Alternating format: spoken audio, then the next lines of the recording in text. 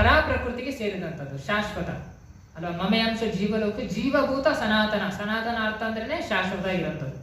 ಹಿಂದೂ ಧರ್ಮ ಅಂತ ಕರಿತೇವಲ್ವಾ, ಸೊ ಇದು ಸನಾತನ ಧರ್ಮ ಅಂದ್ರೆ ಶಾಶ್ವತ ಇರೋಂಥ ಧರ್ಮ.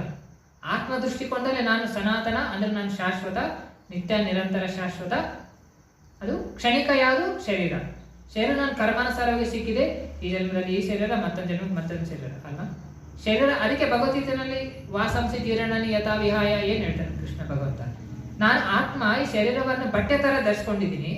ಈ ಶರೀರನ ಬಿಟ್ಟು ನಾನು ಮತ್ತೊಂದು ಶರೀರಕ್ಕೆ ಹೋಗ್ತೀನಿ. ಯಾವ ತರ ಈ ಬಟ್ಟೆಯನ್ನು ಬಿಟ್ಟು ನಾನು ಮತ್ತೊಂದು ಬಟ್ಟೆನ ತಗೊಂತೀನಿ, ಅದೇ ತರ ನಾನು ಆತ್ಮ ಈ ಶರೀರನ ಬಿಡ್ತೀನಿ, ಮತ್ತೊಂದು ಶರೀರವನ್ನ ಪ್ರವೇಶಿಸ್ತೀನಿ ನಾನು ಕರ್ಮಾನುಸಾರವಾಗಿ.